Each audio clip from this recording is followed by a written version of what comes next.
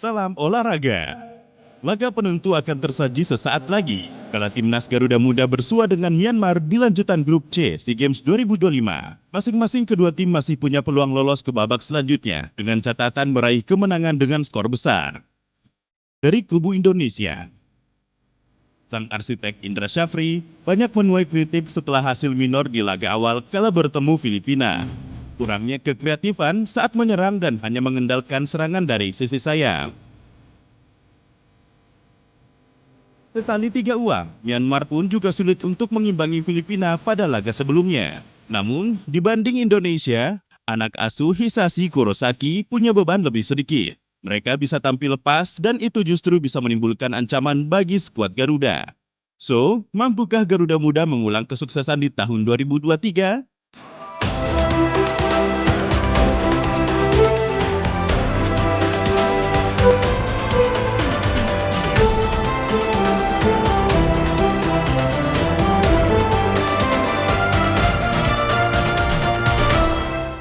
Partai hidup dan mati harus dilakoni oleh skuad Garuda Muda apabila mereka ingin melanjutkan asa di SEA Games Thailand 2025. Yes, Indonesia wajib untuk mengamankan 3 poin kemenangan kontra Myanmar di lanjutan grup C. Jadi pertanyaan, mampukah skuad besutan Indra Syafri ini memanjangkan nafas mereka?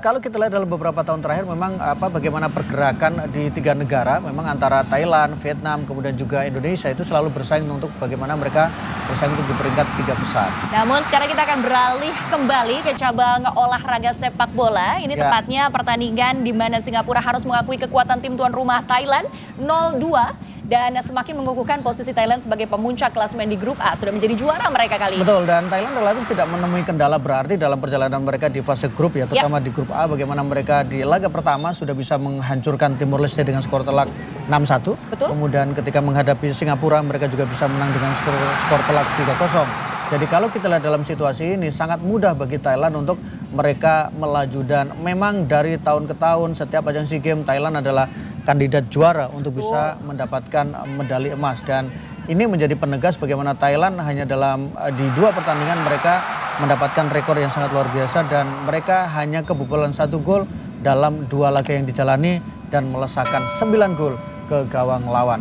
Kalau kita lihat di grup A sendiri yang dipuncaki oleh Thailand, Timor Leste ada di urutan kedua dengan 3 poin dan Singapura sayang sekali gagal untuk menuai atau mendulang poin di SEA Games kali. Masih dari sepak bola kita akan masuk lagi ke laga lainnya. Kali ini sedikit mengilas balik ya apa yang terjadi di pertandingan pembuka bagi Indonesia saat harus berhadapan dengan Filipina dan sayang sekali kita harus kalah dengan skor tipis 0-1, Bung. Ya, kekalahan yang kemudian membuat banyak orang kecewa. Mungkin semua orang kecewa ya karena kalau kita bicara bagaimana pertemuan Indonesia dengan Filipina itu harapannya adalah kita bisa mendapatkan kemenangan.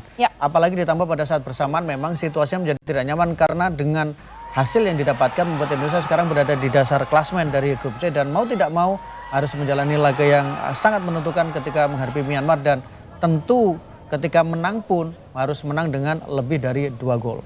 Otu Banatau menjadi satu-satunya pencetak gol di pertandingan kali ini tepatnya pada menit ke-45 plus 2 menit ya. Dan ini tentunya menjadi satu kelengahan bagi Indonesia di masa-masa krusial. Karena sebenarnya kalau kita lihat bagaimana Filipina juga bermain dengan sangat disiplin, konsisten, menekan garis pertahanan Indonesia sejak awal. Indonesia bukan sedikit, bisa dikatakan bahkan sangat kesulitan untuk bisa membangun serangan dan juga membuka celah di antara para pemain dari Filipina. Sangat tidak terduga sebenarnya. Betul, dan yang disebut agak meyakinkan juga adalah bagaimana cara Indonesia kebobolan. Ini mirip dengan bagaimana cara Indonesia ketika dalam situasi deadlock mereka bisa mencetak gol lewat lemparan ke dalam. Tapi sekarang justru Filipina yang melakukan itu, lemparan ke dalam yang dilakukan tepat dan kemudian tidak bisa diantisipasi dan membuat Indonesia tertinggal 1-0 ketika itu babak pertama dan kemudian tidak bisa menyamakan kedudukan. Meskipun tentunya masih terasa betapa pedihnya dada ini ya saat harus menerima fakta kekalahan tipis saja 0-1 kontra Filipina, namun kita harus bergerak maju karena selanjutnya ada Myanmar yang akan menjadi cadangan kita sebelum bisa memastikan langkah ke semifinal SEA Games 2025. Dipuncaki oleh Filipina dengan 3 poin, sementara Indonesia dan Myanmar yang akan saling berhadapan selisihnya hanya 1 gol saja karena sama-sama meraih kekalahan di partai pembuka. Betul, yang harus kita lihat adalah bahwa Myanmar kalau dari sisi pertemuan memang kita sangat dominan ketika bertemu dengan Myanmar. Jadi itu yang kemudian ada ekspektasi tinggi kita bisa mendapatkan poin dari Myanmar. Persoalannya adalah menang iya, tapi berapa gol yang bisa dilesakan untuk kemudian bisa menggeser posisi dari Malaysia di puncak runner up. Karena memang yang dicari adalah the best of the best dari posisi runner up yang ada saat ini. Jadi memang persaingannya cukup ketat, ada Timor Leste, ada Malaysia, dan memang yang terberat saat ini Malaysia sepertinya ya. Kita akan saksikan bersama-sama tentu nanti seperti apa racikan dari Coach Indra Syafri dan bagaimana pula kesiapan mental dari para anak-anak asuhnya. Syarat pengalaman, terutama ketika di era-era sebelumnya dia adalah menjadi pemain yang sangat penting sehingga wajar kalau mendapatkan status sebagai kapten di dalam tim. Sementara kalau kita bicara dari Zhou Mintin adalah pemain yang juga punya pengalaman yang sangat kuat bersama dengan timnas. Kalau secara data dia sudah tampil sebanyak 22 kali dan kemudian adalah pemain yang bersama dengan Yangon United dan usianya masih 22 tahun. Karena kalau kita lihat saat ini Myanmar di bawah asuhan pelatih Hisashi Kurosaki masih belum mampu menemukan konsistensi ya. 5 laga terakhir mereka performa naik turun, bahkan ada 1 kekalahan telak pada saat ya memang sebuah uji coba. Mereka berada di Jepang namun 2-15 menjadi skor yang cukup menyedihkan sebenarnya. Salah satunya pada saat uji coba mereka berada di Jepang harus kalah dengan skor 2-15 menghadapi Ryutsu Keizai University. Betul. Apa yang masih menjadi kesulitan mereka, Bung Maruf? Pertama adalah bahwa sebenarnya bukan hanya di tahun 2025 atau kemudian di 3 uji coba atau bahkan 5 uji coba, bahkan sejak tahun 2023 mereka juga tidak mendapatkan kemenangan dalam deret pertandingan yang mereka jalani. Betul. Termasuk juga di Asian Cup. Jadi menurut saya menjadi salah satu indikasi bahwa tim ini benar-benar belum stabil. Yang kedua, kalau kita lihat juga pertandingan pembuka ketika menghadapi Filipina, mereka juga kesulitan menghadapi tim yang memang level di atasnya. Jadi jangankan menghadapi Jepang, menghadapi Filipina mereka pun juga kesulitan. Tapi jangan dilupakan juga Konchita bahwa penampilan Indonesia juga belum sepenuhnya stabil. Betul. Di 4 uji coba misalnya menghadapi India 1 kali kalah, 1 kali imbang.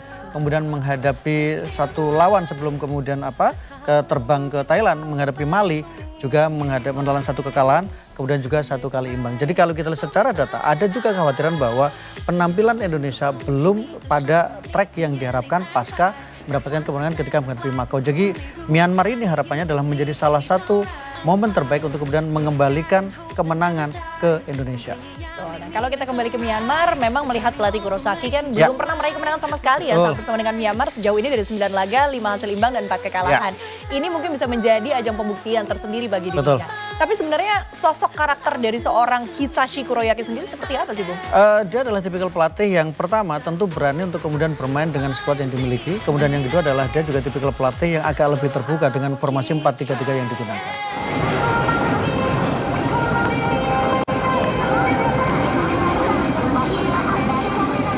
Ya, tadi kita lihat juga tipis-tipis ya bagaimana sesi latihan dari skuad Garuda Muda di Chiang Mai, Thailand sebelum melakukan laga kontra Myanmar.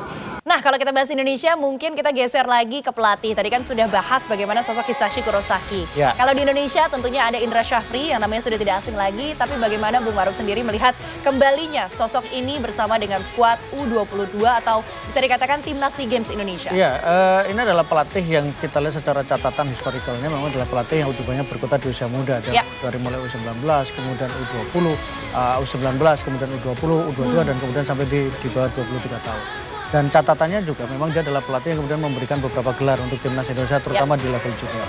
Nah, yang kemudian banyak ditunggu adalah bagaimana kemudian situasinya ketika sekarang mulai banyak varian pemain-pemain yang dimiliki. Ada pemain yang memang mereka bermain di kompetisi domestik, ada pemain yang mereka bermain di kompetisi luar negeri. Yang itu tentu saja secara karakter bisa jadi berbeda, secara kemampuan juga berbeda.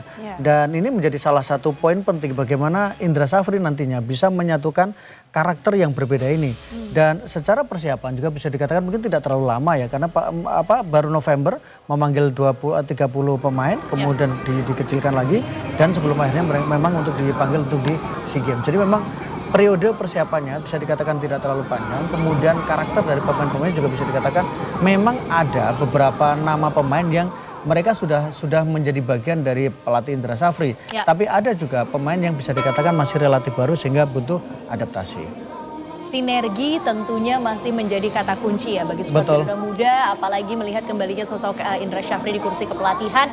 Tapi kalau materi pemain yang dimiliki sendiri bagaimana, Bung? Tadi Anda sudah sebutkan sendiri bagaimana nama-nama yang kita miliki dan kombinasi kalau kita katakan pengalaman yang sudah mereka Ya. miliki sebelumnya akhirnya bisa disatukan bersama di bawah Timnas SEA Games Indonesia? Kalau dilihat dari capsnya adalah pemain-pemain yang secara caps mereka sudah sampai pada angka 2 digit, bahkan mereka ada yang kemudian sampai pada lebih dari 19 penampilan.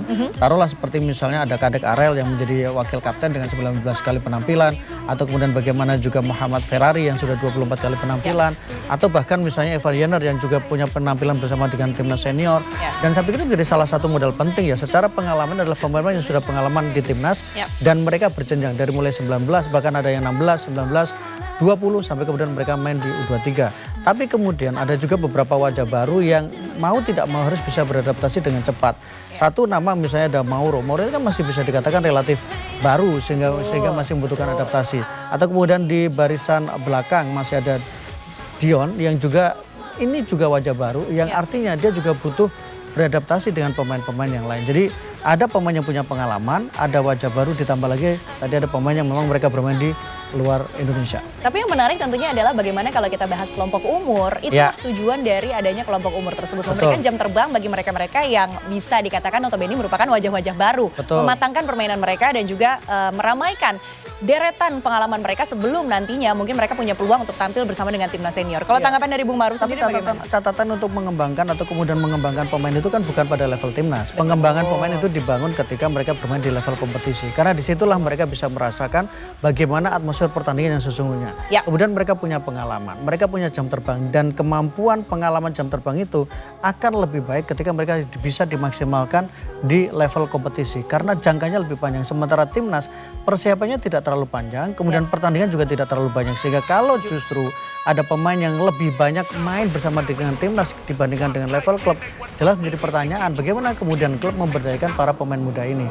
Dan harapan kita tentu adalah pemain-pemain muda itu tetap mendapatkan kesempatan mereka bermain, kemudian mendapatkan jam terbang bersama dengan klubnya dan mendapatkan kepercayaan dari pelatih. Karena yang kita lihat sekarang ini memang banyak sekali pemain-pemain asing yang ada di kompetisi domestik. Satu sisi untuk kompetisi itu bagus, kemudian satu sisi dari sisi glamoritas. Satu sisi kalau kita bicara dari sisi misalnya persaingan harga pemain mungkin itu juga menjadi lebih bagus. Karena klub kemudian punya pilihan banyak pemain untuk bisa negosiasi harga. Tapi jangan dilupakan juga bahwa klub atau kemudian kompetisi adalah tempat terbaik untuk mematangkan para pemainnya. Bagaimana pemain bisa berkembang dengan maksimal, bagaimana pemain kemudian merasakan atmosfer tekanan, dan mereka bagaimana bisa keluar dari tekanan kalau mereka tidak matang di kompetisi. Jadi poin penting menurut saya adalah bagaimana pemain-pemain ini yang sudah menjadi langganan timnas, mereka bisa matang di kompetisi, mendapatkan jam terbang di kompetisi, sehingga ketika sudah pada level timnas, mereka adalah produk yang siap pakai atau pemain yang siap bertanding dalam kompetisi bahkan di level tertinggi. Tentunya ini memang menjadi sebuah topik perdebatan yang cukup panjang ya, seperti dua mata koin yang tidak akan ada habisnya, karena seperti yang tadi dikatakan Bu Maruf, selalu ada plus minus dari situasi apapun, kondisi apapun, termasuk dengan apa yang terjadi dalam Liga Domestik kita saat ini. Tapi kalau bicara mengenai Myanmar, bergeser ke lawan yang akan menjadi Indonesia saat ini, bagaimana Anda melihat Liga Domestik yang berjalan, perkembangan sepak bola, dan juga pemupukan bakat-bakat muda yang mereka miliki? Dilihat dari sebagai prestasi mereka, tentu Myanmar adalah tim yang sebenarnya historikalnya bagus. Mereka pernah menjadi salah satu kekuatan raksasa di Asia ketika mereka masih bernama Burma, dan Indonesia juga pernah mengalami beberapa kekalahan. Kalau dilihat di rekor pertemuan, Indonesia pernah 3 kali mengalami kekalahan ketika menghadapi Myanmar, tapi itu jauh sebelum tahun 2000. Tapi setelah pasca era tahun 2000, maka Indonesia mulai dominan dari sisi hasil pertandingan. Kompetisi mereka mungkin tidak seglamor kompetisi misalnya dibandingkan dengan Indonesia atau dengan Thailand atau bahkan mungkin Malaysia, masih berada pada level itu. Tapi ketika mereka mencoba mengembangkan sepak bolanya, mendatangkan pelatih asal Jepang, menurut saya menunjukkan bagaimana komitmen mereka untuk bisa membangun sepak bola. Dan kalau ini bisa konsisten dari sisi pembinaan, konsisten dari kompetisi yang berjenjang bisa dilakukan dengan baik, saya pikir bisa menjadi ancaman. Sama seperti Vietnam. Vietnam dulu kan sebenarnya tidak masuk dalam peta awalnya. Tapi tiba-tiba kemudian Vietnam sekarang menjadi salah satu kekuatan yang sangat merepotkan, bisa merepotkan Thailand, bisa mengganggu dominasi Thailand dan sangat merepotkan Indonesia. Atau kemudian Malaysia. Malaysia kan dulu juga mungkin awalnya sempat menjadi salah satu kekuatan yang sering merepotkan, tapi sekarang ketika regenerasi agak terlambat, mereka juga menjadi tim yang agak berat untuk bisa bersaing dengan Big Four misalnya. Thailand, Indonesia, Vietnam dan mungkin Malaysia adalah salah satu tim yang mungkin bisa dimasukkan dalam kategori Big Four.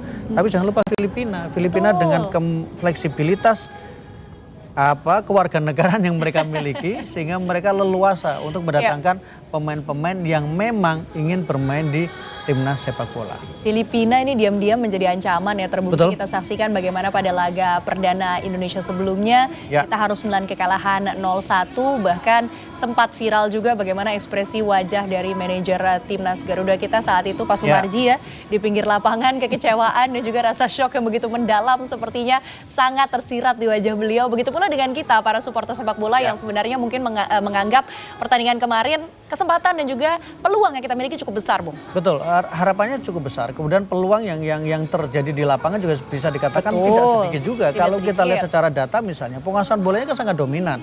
Bahkan mencapai angka 73% atau di atas 70%. Kemudian percobaan tembakan juga mengalami peningkatan signifikan ketika di babak kedua. Total ada 20 lebih dari 10 percobaan tembakan yang dilakukan oleh timnas Indonesia yang kalau kemudian kita bandingkan dengan Filipina, mereka hanya melakukan 5 kali percobaan tembakan. Bahkan di bab pertama Filipina hanya melakukan 1 kali percobaan tembakan dan 1 on target, itu salah satu menjadi gol. Sementara Indonesia 5 kali percobaan tembakan dengan 1 tembakan on target. Jadi secara permainan sebenarnya secara statistik datanya itu bisa dikatakan bahwa lebih bagus dibandingkan dengan Filipina.